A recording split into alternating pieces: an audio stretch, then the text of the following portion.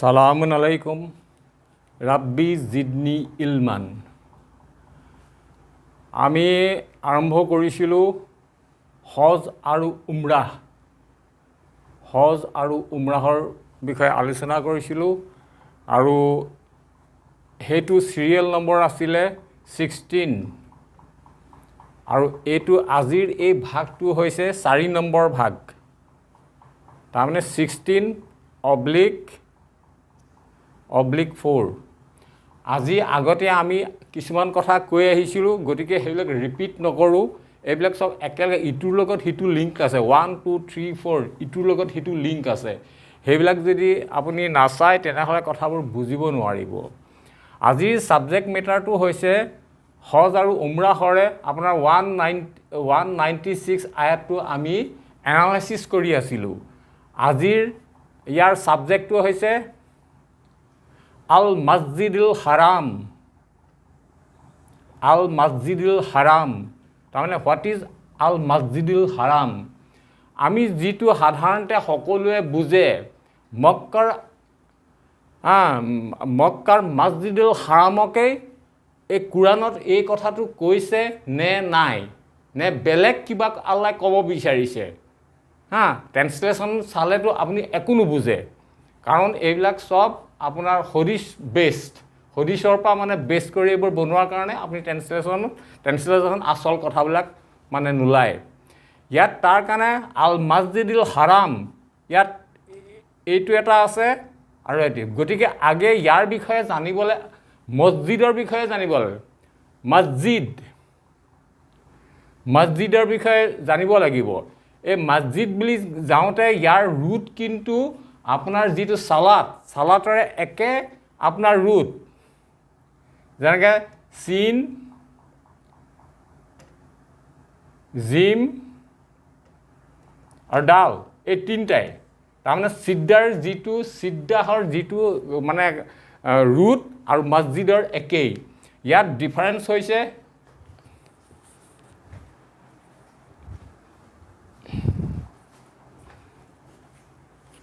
ইয়াত খালি লগ লাগিছে আপোনাৰ এই মিমটো ইয়াত লগ লাগিছে। গতিকে আমি আগতে আমাৰ কোনোবা এটা চিৰিয়েল নম্বৰত আমি কৈ আহিছিলোঁ, চিদ্দাৰ বিষয়ে কৈ আহিছিলোঁ।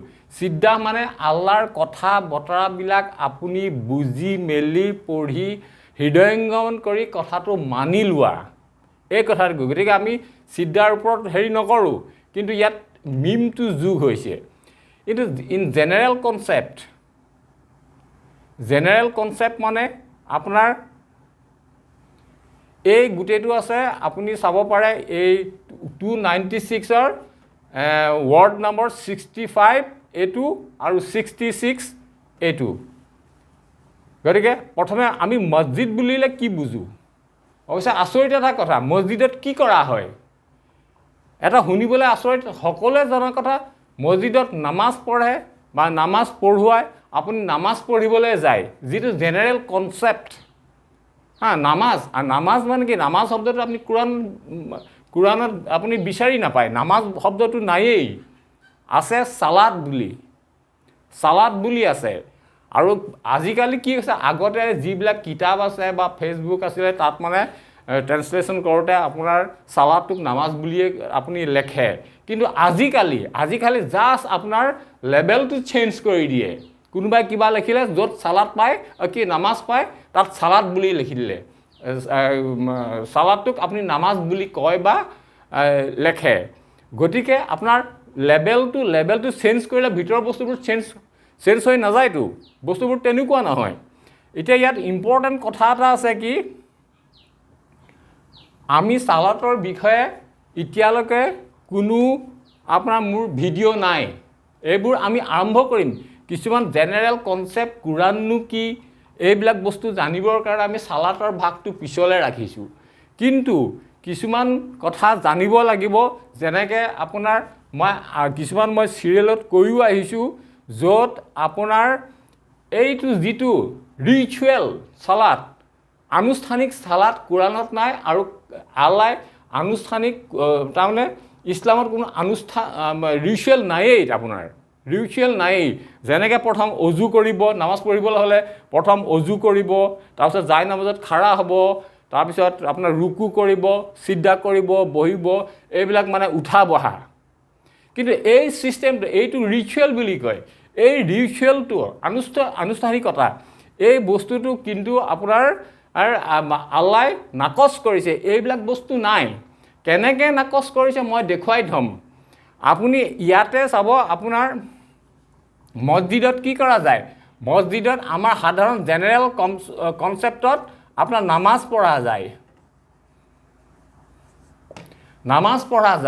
ইয়াত আপোনাৰ ৰিচুৱেলৰ যিবোৰ কাম তাত হেতু কৰা হয় আল্লাহ এই বস্তুটো যে আপোনালোকে নকৰে আল্লাহ যিটো মনা কৰিব যাতে নোৱাৰে তাৰ কাৰণে আপোনাৰ গোটেই বস্তুটো লক কৰি থৈছে আৰু তাৰ চাবি কাঠি দি থৈছে ইমানদাৰসকলৰ হাতত ইমানদাৰ কোন আপুনি ভাবিছে মই ইমান আনিছোঁ কিন্তু আপুনি লা ইলাহা ইল্লাল্লাহ মুহাম্মদ ৰাসূলুল্লাহ কৈয়ে আছে আপুনি গমেই নাপায় আপুনি কি কৰি আছে সেইবিলাক কেনেকুৱা টাইপৰ মানুহ আপুনি চেপ্টাৰ 12 ভাৰ্ব 106ত চাব সেইসকলক মুশ্ৰিক বুলি কৈছে গতিকে সেইবোৰ চাই ল'ব মই কুৰাণৰ কথাই কৈছোঁ কোনো বেয়া পাব নালাগে গতিকে এই বস্তুটো নামাজ যে আপুনি ৰিচুৱেল নহয় আপুনি উঠা বহা কৰি মছজিদত পঢ়িব নোৱাৰে মছজিদত আপোনাৰ পঢ়াটো এলাউ নাই এনেকৈ ৰিচুৱেল নামাজ পঢ়াটো এইটো আল্লাই এই মই ইয়াত আনিছোঁ লক কৰি থৈছে এইটো আৰু তাৰ চাবিটো ইমানদাৰৰ হাততহে দি দিছে বাকী এই চাবিটো ইমানদাৰৰ হাততহে আছে হা আৰু বাকী যিবিলাকে হদিছ ফ'ল' কৰি চিক কৰি তাৰমানে 106 মতে থাকে তেওঁলোকে এই তলা খুলিব নোৱাৰে তাৰ কাৰণে আপুনি এটা ভাৰ্ছ চাওক আপুনি নামাজ পঢ়িবলৈ হ'লে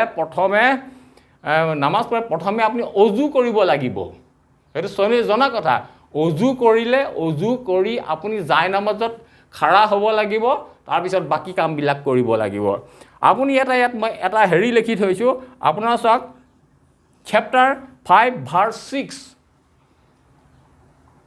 চেপ্টাৰ 5 তাৰমানে সূৰা 5 আৰু তাৰ আয়াত 6 ইয়াত চাব মই আয়াত এটা লিখি থৈছোঁ চাব কেনেকৈ ইয়াৰ অনুবাদবোৰ উল্টা পুল্টা কৰিলে নহ'ব আপোনালোকে আমি সকলে নামাজ পঢ়োঁতে কি কৰে অজু কৰোঁ তাৰপিছত নামাজ পঢ়োঁ এই কামটো যে ভুল তাকে আল্লাহ এই আয়াতত কৈছে আপোনাৰ 5-6 মই প্ৰথম লাইনটো তুলি আনিছোঁ ইয়া আইয়ুহান নাস ইয়া আইয়ুহাল লাযিনা আমানু ইজা কুমতুম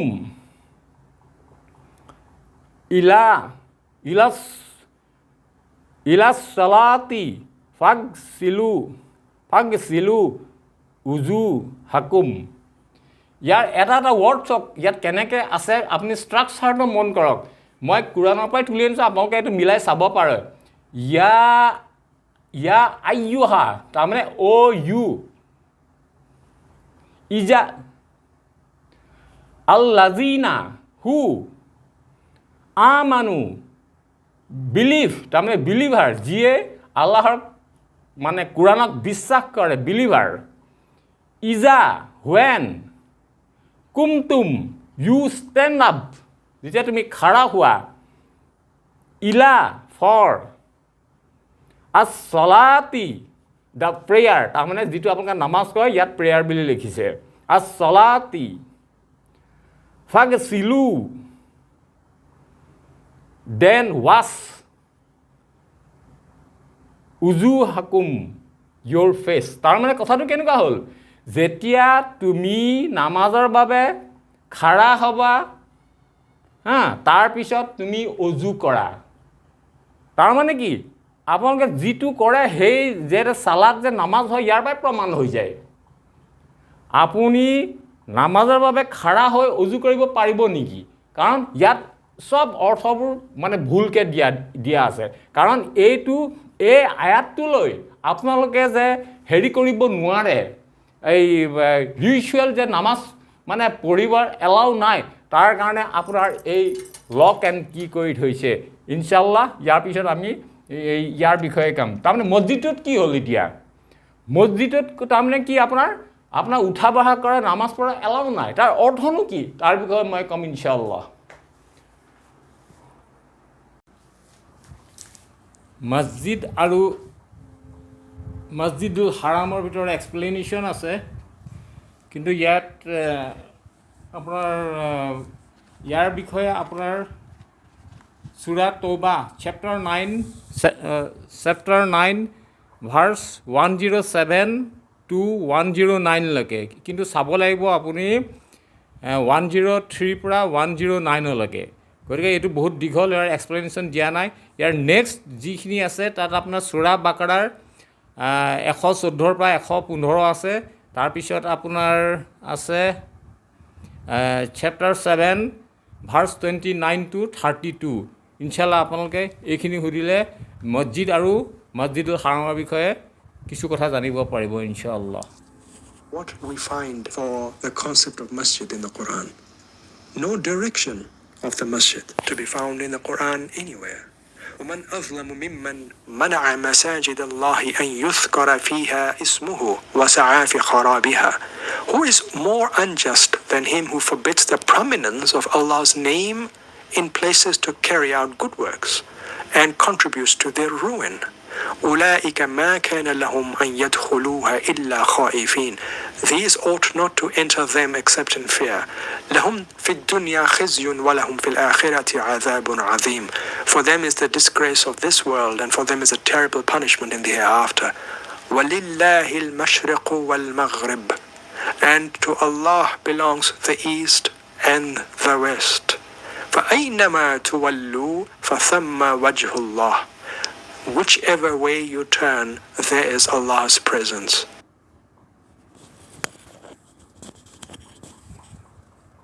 এই ভাৰ্ছটো সূৰা বাকাৰাৰ 114 আৰু 115 দি আছে আপোনালোকে মিলাই চাব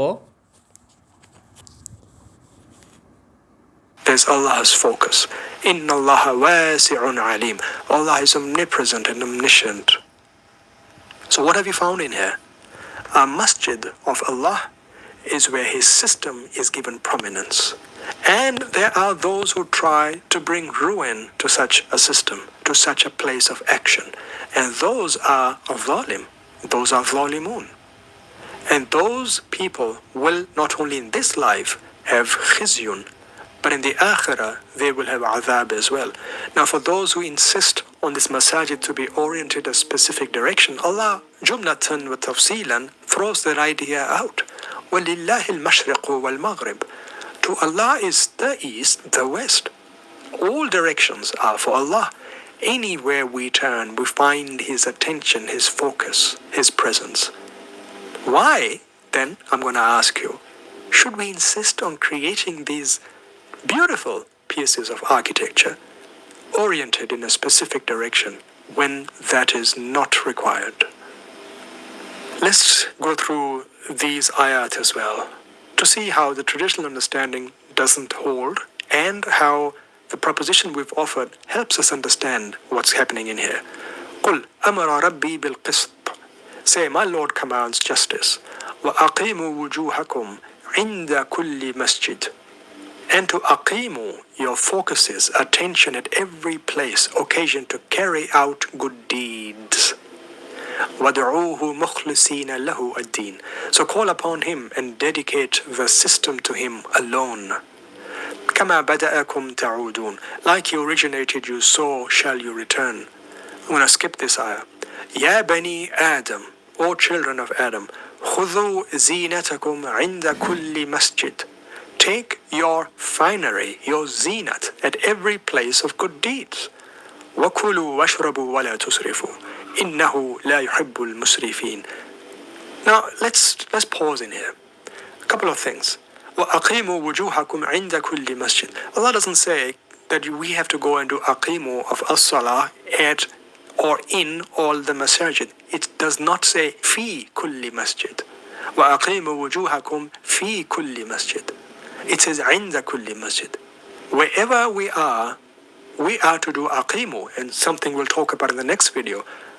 we have to do aqimu of our attentions at every single occasion of the masjid that we find. What happens then? Something really strange if we do not understand the right mafhum of masjid. Children of Adam are being told to take their zina, their finery, to every masjid. Do we do that? Do we let our women wear perfume, wear good clothes, dress up nicely to go to the masjid? Why don't we do that? Doesn't that ayah say, Ya Bani Adam, which includes those women folk? Why have we stopped it? وَكُلُوا وَاشْرَبُوا, and eat and drink, but don't be excessive in that? No, there's no eating, there's no drinking happening in a masjid, only for at any place of action, of activity. We, children of Adam, are meant to take our finery, our zina along with us, and kulu washrabu, and we are to absorb, and we are to understand, and we are to absorb, and we are to apply the teachings of Allah. قل, say, من حرم زينة الله التي أخرج لعباده. Say, এই যিটো explain কৰি আছে chapter 7 verse 29 পৰা 32. who made haram? Who forbade God's finery, which He has produced for His servants, وَالطَّيِّبَاتِ مِنَ الرِّزْقِ, and the delights of livelihood. And the ayah goes on until the end. I'm going to ask the same question Allah has asked me to ask you. Who made this halal? Who made that haram? Who are those people? Where did they get their power from? Who gave them the authority to say, this is halal, this is haram? Allah makes things haram. Allah makes things halal. He gave us the zina, which He commands us to take to every masjid. Anybody who denies us that, who insists on putting on a meaning of masjid or zina or lists of halal and haram that Allah did not give, well, whatever they're doing, they're not following the message of Allah. Because the topic is related, I'm going to offer another proposition about Al-Masjid Al-Haram. Al-Masjid Al-Haram is the masjid where Allah's outlawed things are kept haram. Let's have a look. قَدْ نَرَى تَقَلُّبَ وَجْهِكَ فِي السَّمَاءِ فَلَنُوَلِّيَنَّكَ قِبْلَةً تَرْضَاهَا فَوَلِّ وَجْهَكَ شَطْرَ الْمَسْجِدِ الْحَرَامِ وَحَيْثُمَا كُنْتُمْ فَوَلُّوا وُجُوهَكُمْ شَطْرَهُ. এইটো chapter 2 verse 144 কৈ আছে. We have seen your attention turn towards the height, the excellence. So we will turn you towards a focus that will satisfy you. So turn your attention towards the state, place of carrying out Allah's orders, where His forbidden things are kept haram. And wherever all of you may be, turn your attention towards it. Al-Masjid Al-Haram is not in a particular city, in a particular country.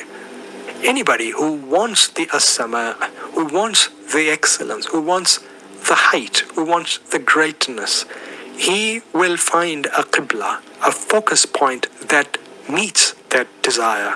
And no matter where we are or such a person is, he, she is meant to turn towards such a masjid where they will continue to follow the commandments of Allah. Keep the things He made haram, haram, and keep the things He made halal, halal. That is the Al-Masjid Al-Haram. Again, Al-Masjid Al-Haram is not for anybody who frankly comes up with two magical statements and thus gains the visa to enter a particular city. Al-Masjid Al-Haram is for Naas. إِنَّ الَّذِينَ كَفَرُوا وَيُصَدُّونَ عَنْ سَبِيلِ اللَّهِ وَالْمَسْجِدِ الْحَرَامِ الَّذِي جَعَلْنَاهُ لِلنَّاسِ. And as for those who chapter 22 verse 25 কৈ আছে. knowingly, willingly reject and repel from Allah's path and from the state, place of carrying out Allah's orders where His forbidden things are kept haram. Now on that note, I will also highlight this particular section that I've talked about in a separate video in Urdu, in which I think just based upon this ayah, I established that the Al-Quran does not talk about Al-Hajj as a ritual gathering of Muslims in one place for a few days to go around X number of times a cuboid and then hit pillars of stone with stones to get rid of their sins. Quran's Hajj is nothing like that. In this particular ayah, I've gone through and talked about every single word and term in this ayah in my Urdu video. Al-Hajj is not the topic of attention right now, so I'm not going to talk about this ayah or the terms in it. For those who do speak Urdu, I would encourage you to go and look up that video and see how I have understood this particular ayah. The term that I would focus on again is Al-Masjid Al-Haram is the place, is the system of Allah where forbidden actions, things like fasad, for example, are kept haram and out of Allah's system. I'm going to Rabbi a'udhu bika min hamazati shayatin wa a'udhu bika Rabbi ayyahdurun. ইয়াৰ পিছত আৰু এটা ভাগ হয় এই হজ আৰু উমৰাহৰ এইটো শেষ কৰিম ইনশাআল্লাহ.